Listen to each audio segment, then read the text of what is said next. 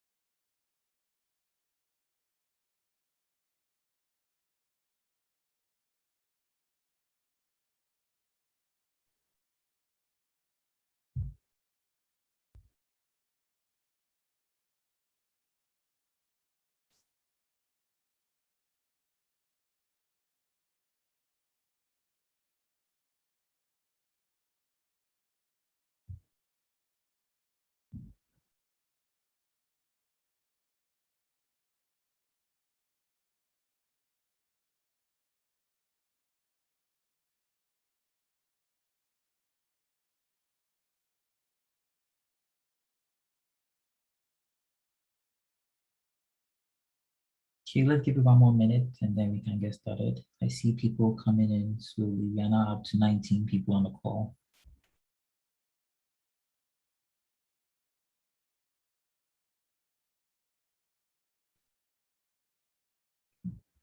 So as usual, we'll start with the 5G update from Suresh, and then we'll get the Devops update from either Tim or Tarek or Scott, whoever is able to share the latest. And then I'll share a release update. I see Lashes on the call, so we'll probably tag team on that one.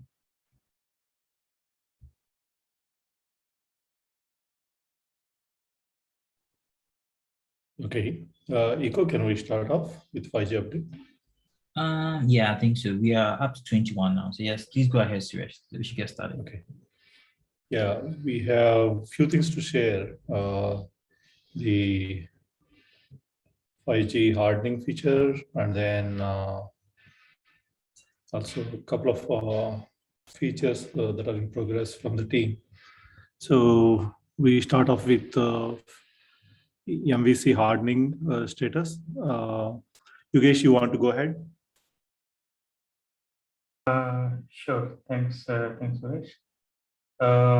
So as part of hardening, we have around 7 feature-related changes which are ongoing, and there are a couple of bugs from the integration test, SIT, and other testing procedures. So there are around 5 bugs which have been reported. And also we are in the process of this multiple PDN support, QoS support that we're doing as part of the MVC features.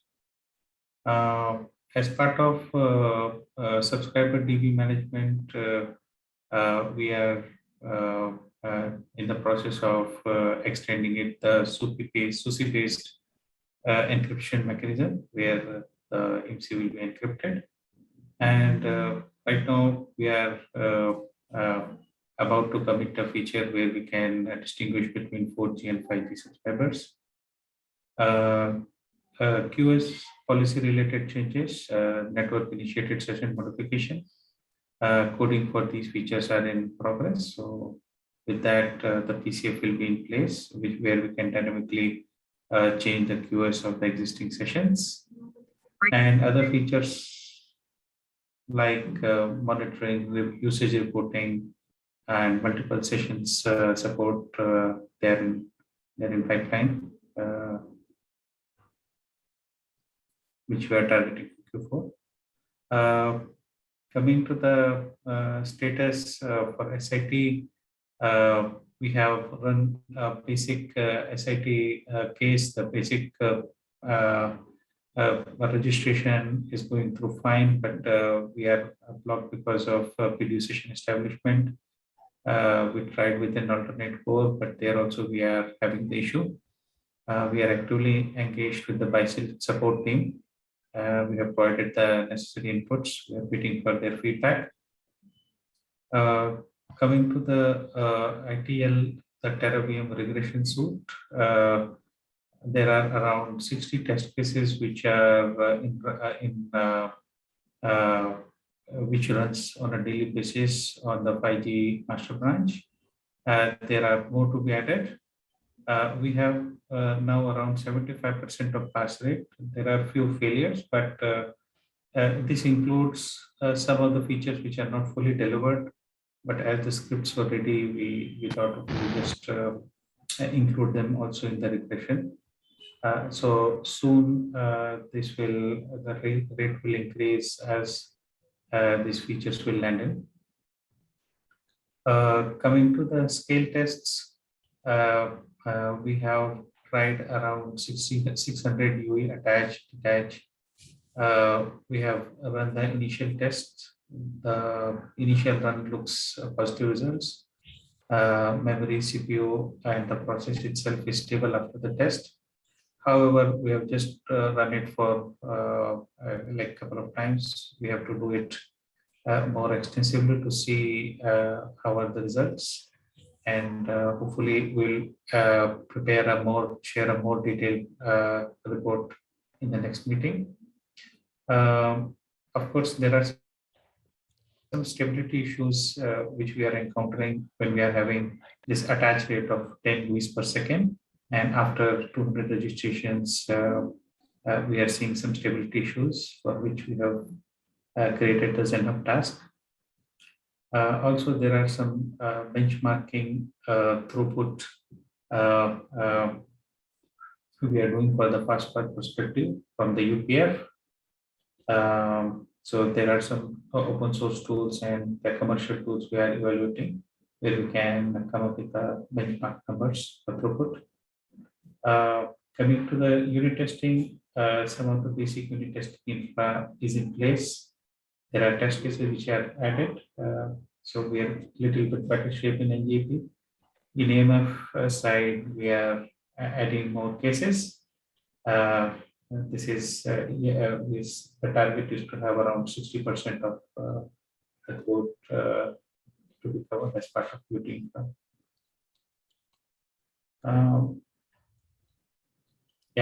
Any questions? If I'm a bit fast.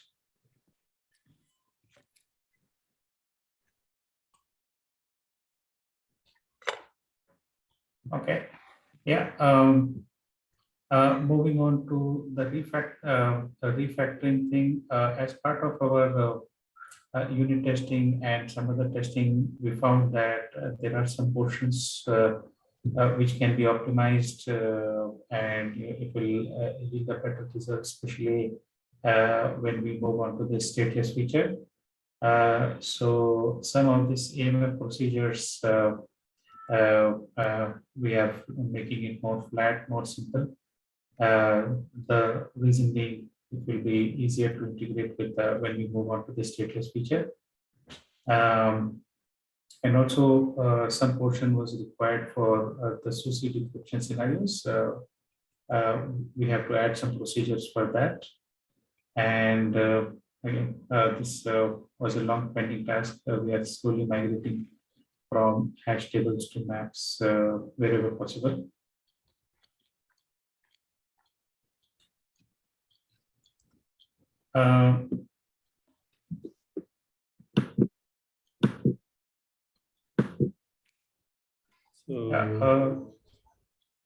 The next big item we are progressing with is the SUSI deconcealment. Anusha, you want to go ahead and give an update on this? Yeah, so sure, Suresh. So this requirement is morely related to the subscriber private GPP standards. So the vulnerabilities caused due to the SIMC catches were, were achieved using by introducing the SUSI. So, this is an ongoing proposal work where we have few points to be shared here, which we are going to add it as a part of this requirement and development. So we are going to enhance the subscriber DB of AGW, which shall hold the home network public key identifiers. So where each identifier points to what is a public-private key pair and what is the protection scheme that is used. So according to the 3GPP standard, so what it says is the operator is responsible to embed the home network public key identifier and the public key in the UE, which makes the UE, which helps the UE to encrypt the SUPI here. So on overall, operator should be able to configure the SUSI profiles, which consists of home network public key identifier, a public-private key pair, and the protection scheme to the Magma platform. So he should be able to configure this list of SUSI profiles, where this API will be exposed at network level, and where all the list of SUSI profiles is distributed to the gateways under a particular network. So we'll enhance the current network LTE network creation API, which accepts a list of SUSI profiles as a part of next generation core configuration.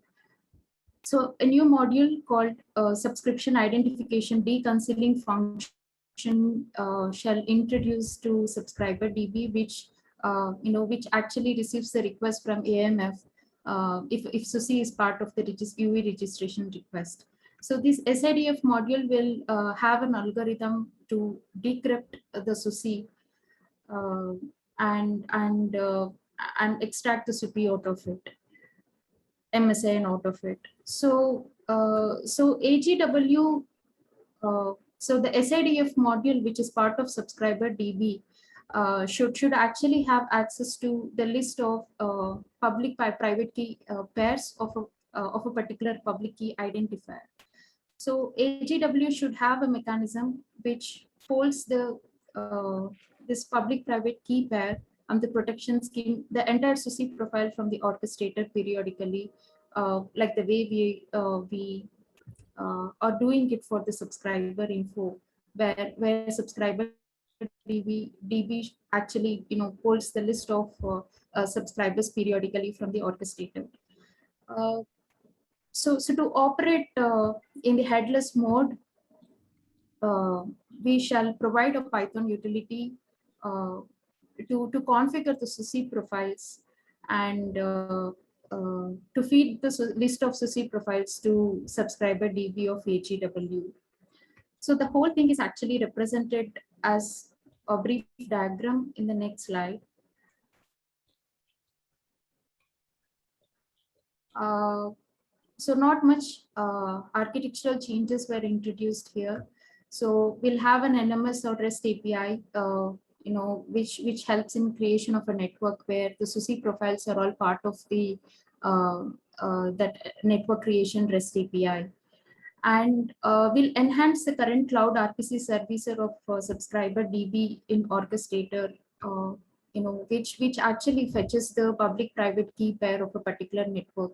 And this is the one which validates the gateway of a particular network and see if a particular gateway is registered or not, and extracts a public-private key pair of a particular network from the SQL of the orchestrator.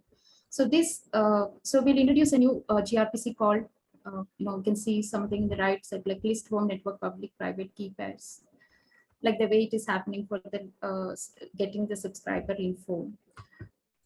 So we are not storing this public private key pair anywhere in the DB of AGW, and we're planning to have an in-memory data to store the public private key pair.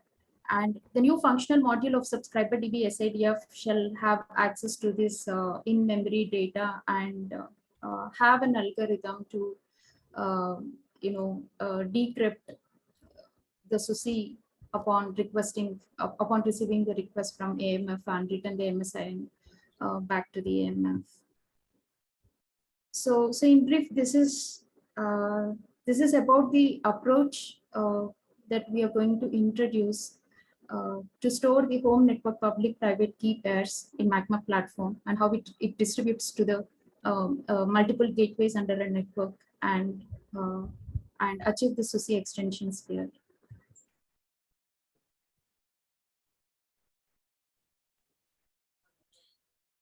Yeah, this proposal is already there in the Slack channel. Any enterprise users or operators also can give your view and suggest changes to the approach that we're adopting in this context. Any questions or suggestions from anyone on this?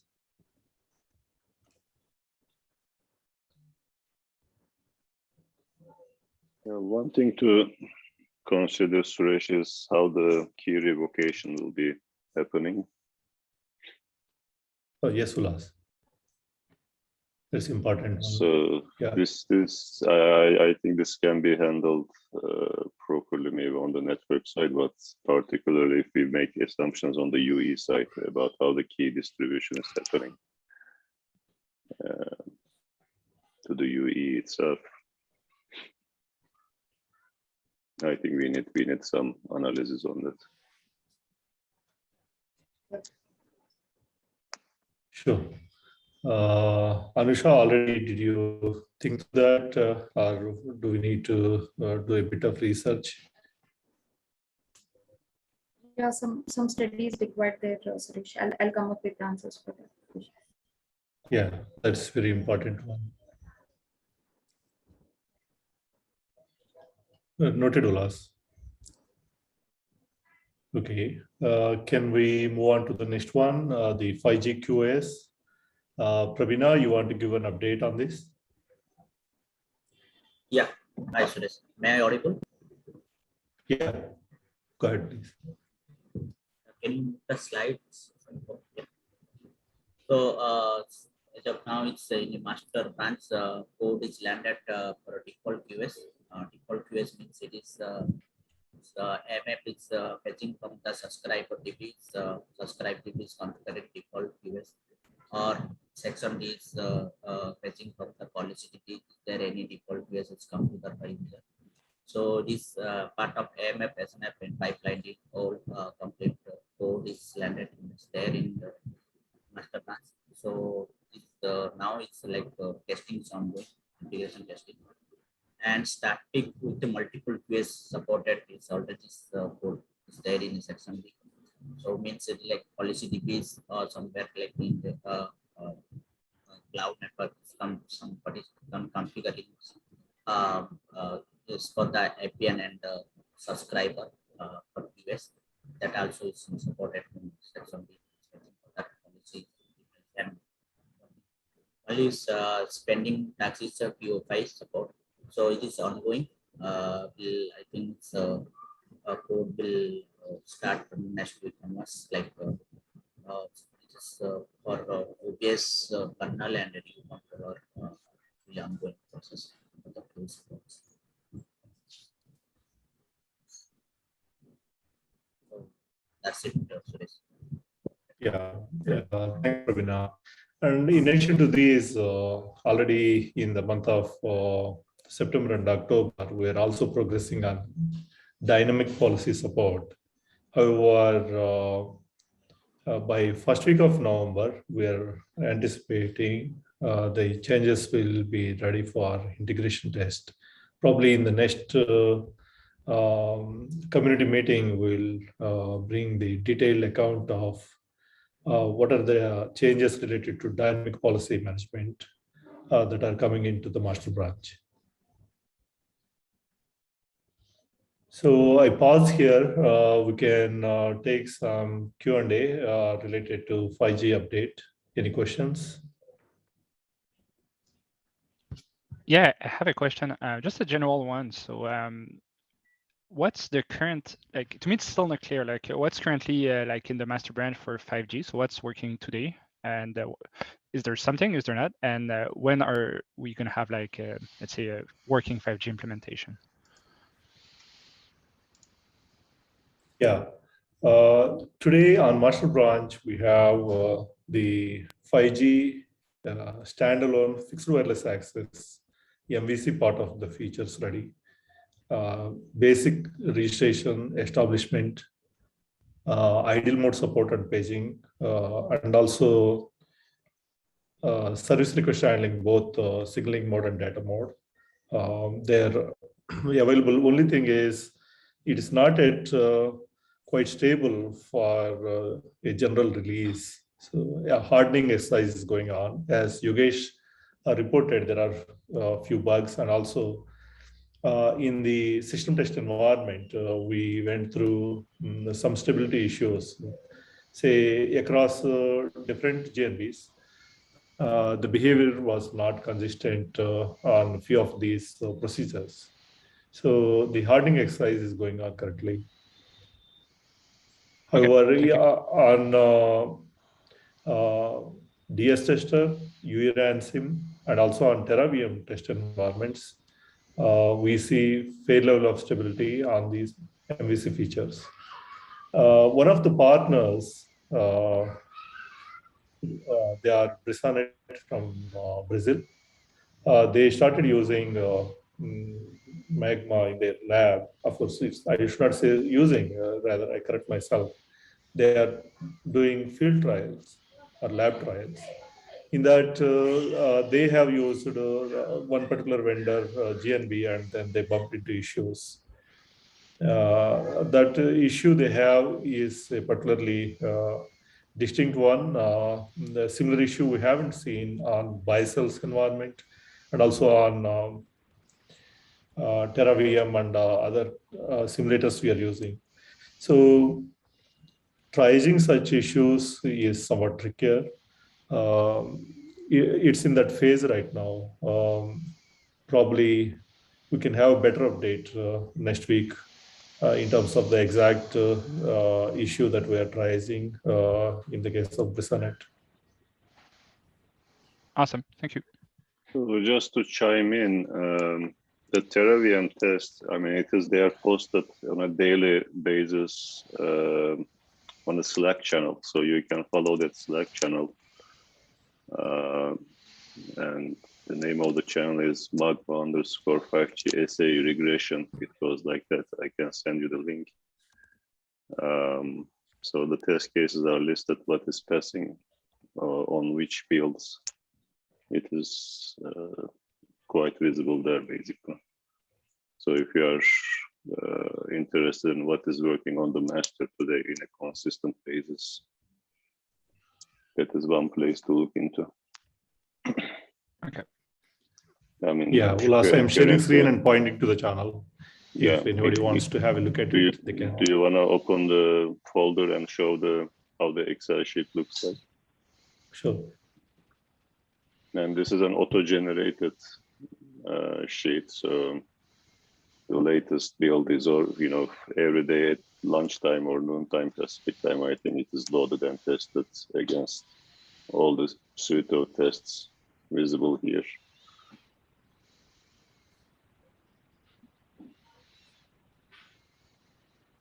So it also serves us as a board to catch regressions.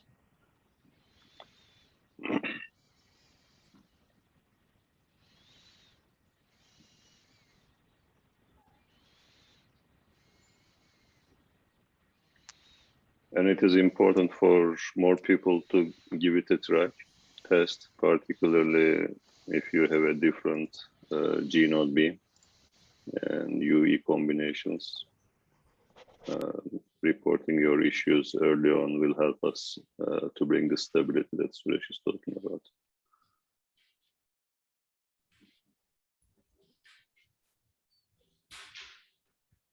Thanks, Ulas. Echo, back to you. I think we are done with the 5GSA update. Great. Thanks, Suresh. So next on the agenda is the DevOps update. Wondering if Tarek, you want to take this, or it's going to be Tim? Yeah, we don't have an update. We canceled the meeting this week. The team is still working on the new pipelines. So hopefully next week we'll have more to share. We discussed yesterday the a few proposals for integration of CI with different lab infra for testing. That's also a proposal that's gonna be coming hopefully on Monday to the community, and we'll put it on Slack for people to put their feedback on. So yeah, nothing much to share this week. Right. I do have a small update if we have a few minutes. So a few members have been discussing about the possibility for implementing Confluence for the Magma project, and the main reasoning behind it is because I suggested that from Confluence we can do a lot of organization of our for example, our meetings, minute meetings, assign tasks during the meetings itself and keep them tracked, link to other project wikis and how to, etc. So if we have 5 minutes, I just want to show an example, if that's okay. Yeah, sure. Please go for it. Thank you. Okay, let me look for my window.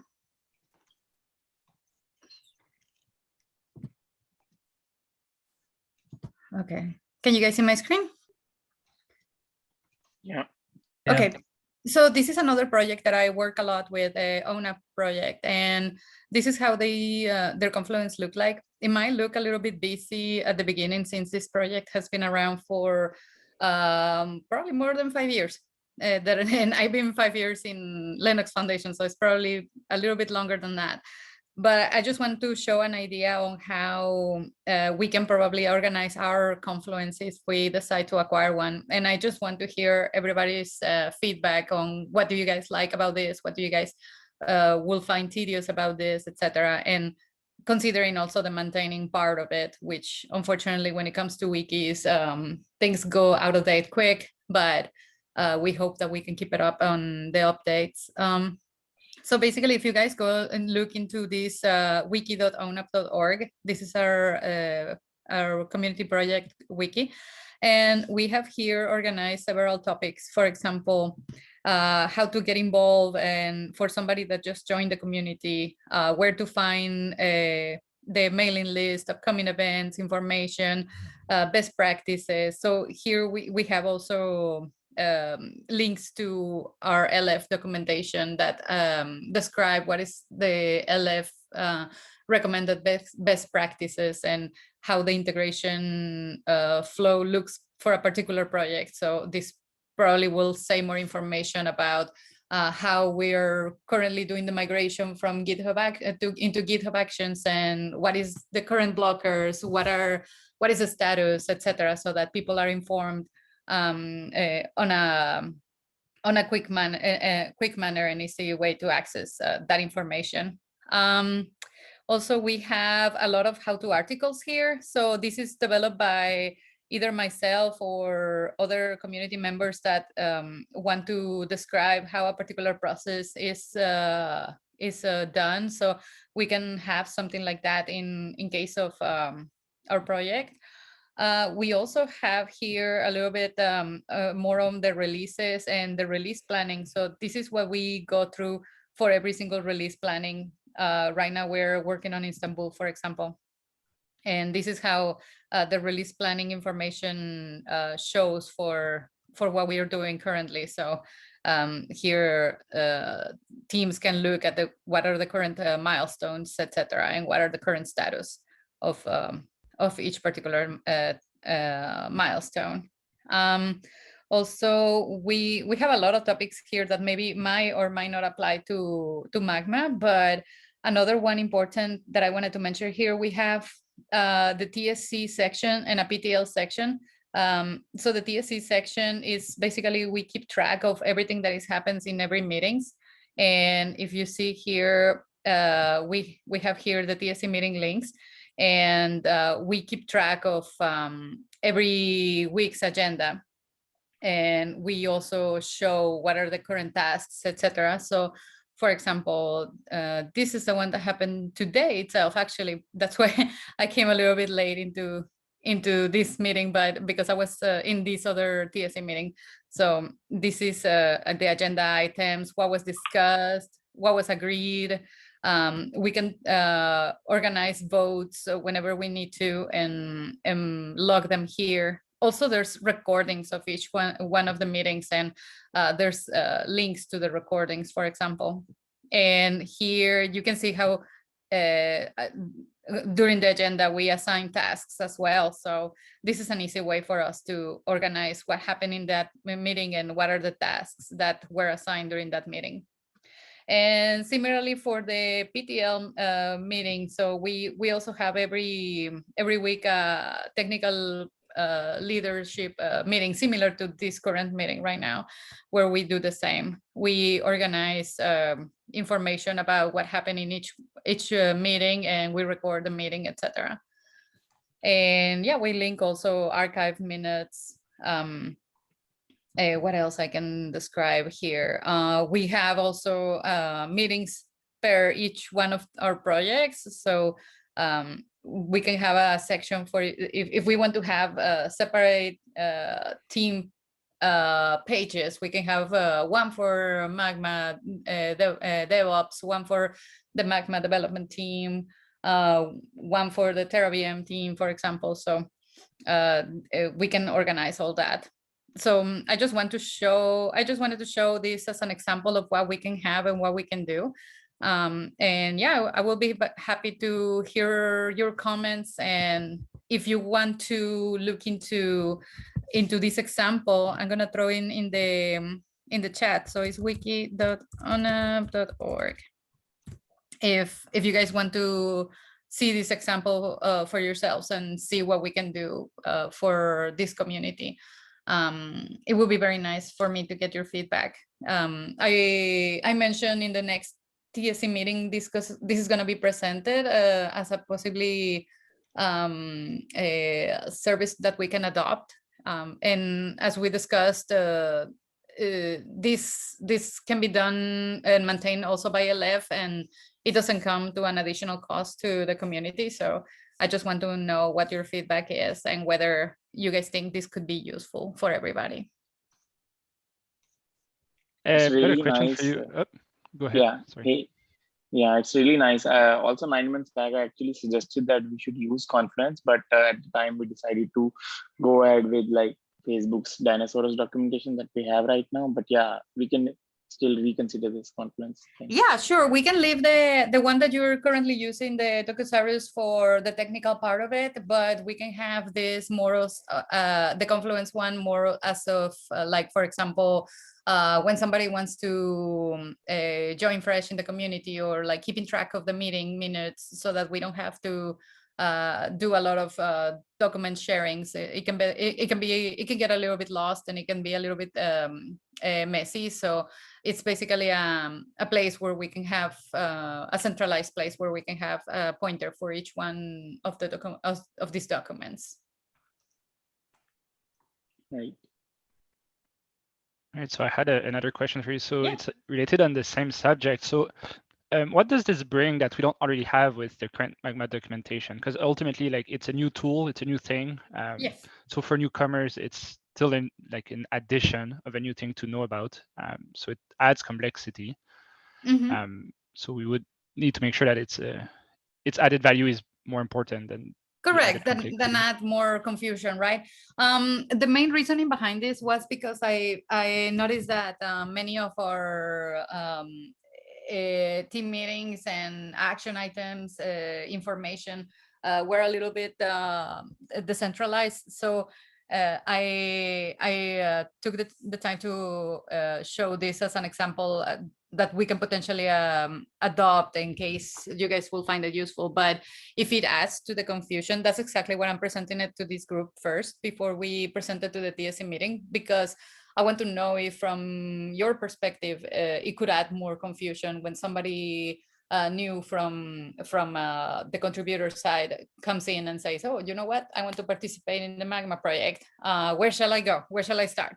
So that kind of, that was my vision basically for presenting this Confluence page, so that people can say, okay, you want to know about what's happening in this particular development team, you want to know what's the current status of the migration for dev operations, you want to know which are the current focus for the next milestone, etc.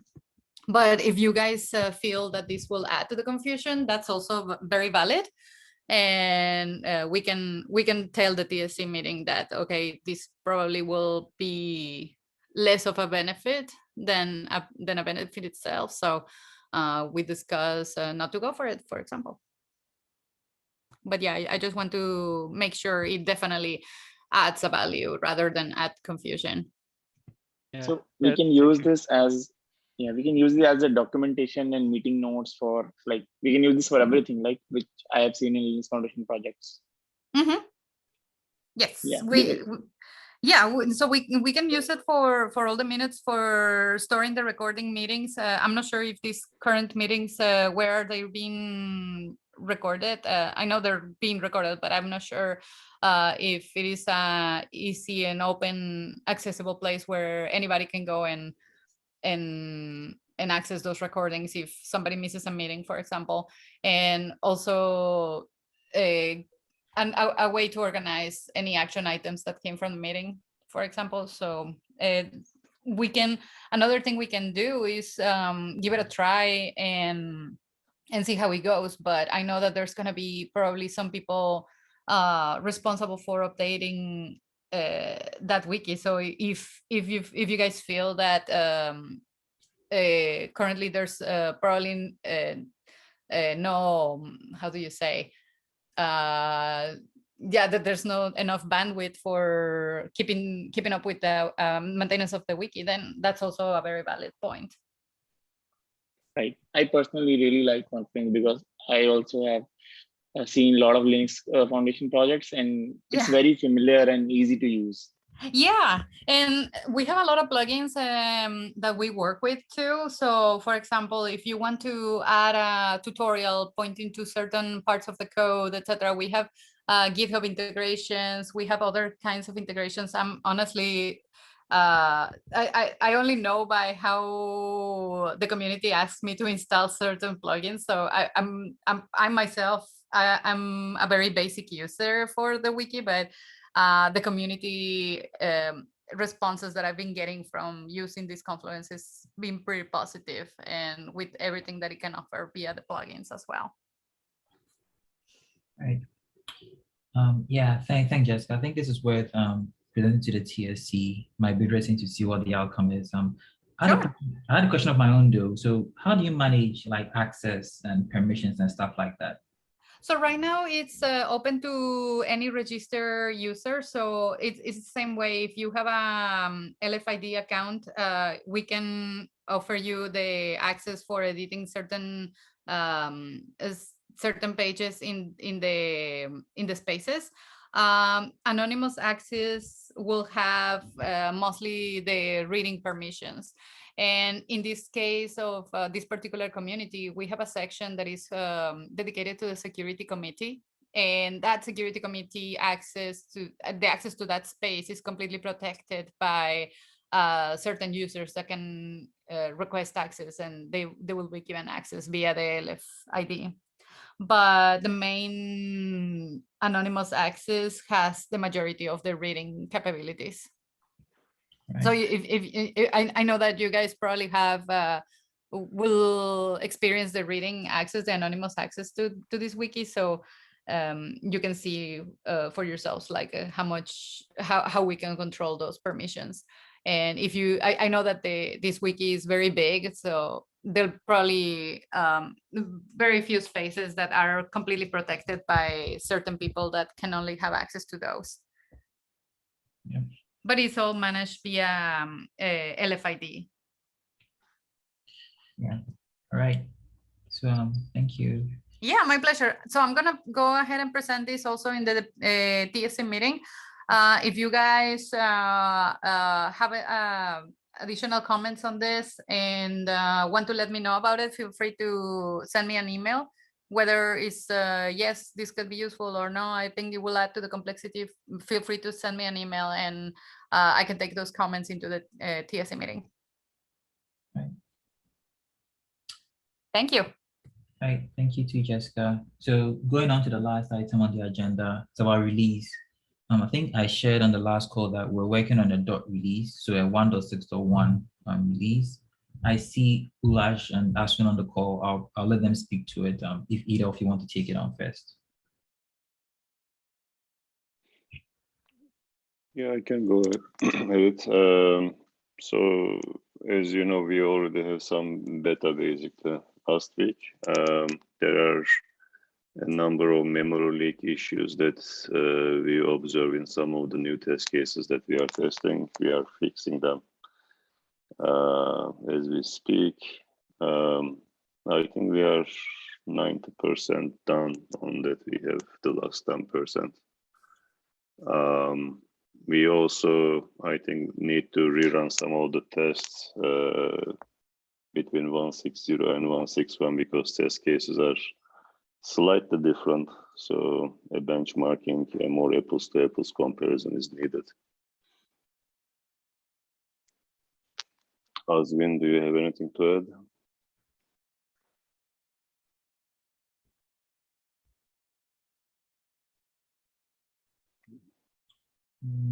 Is he on the call?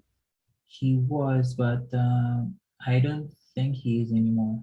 Okay, all good. Any questions about the planned release beyond what Ula shared? Regarding the release, like if the 5G will be there in 1.7.0 or are we talking about 1.6.1? No, I mean 5G features. We don't backport features. We backport issues resulting on that particular branch. So with 1.7.0, we have like latest branch with 5G everything, right? Yeah, I mean whatever is on the master will be released now. I mean, again, I mean at the time of 1.7 release, we should go back to the board in terms of the TeraVM test cases that we shared. That will basically provide a snapshot of what features are supported and what is not. Any planned date for that? For 1.7? Yes. I think I don't know a specific date. Echo, was there a decision on a target timeline? I heard different things on that front, so I don't want to make a specific comment. Yeah, so Shubham, just because 1.6.1 is still in progress, we have no commitments yet on 1.7, either than we are just planning for it as soon as 1.6.1 ships. So once we have more specific timelines, we'll probably share it on the call, maybe at the next one. Okay, sounds good. Thank you. Right, thank you too. Right, so that covers everything we had on the agenda. We have a few more minutes, so I'll open it up if anyone else has anything. Else we can close early today.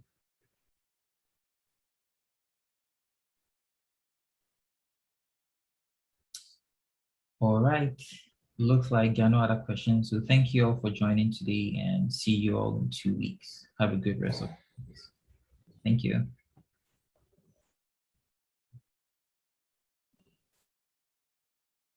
Thank you all.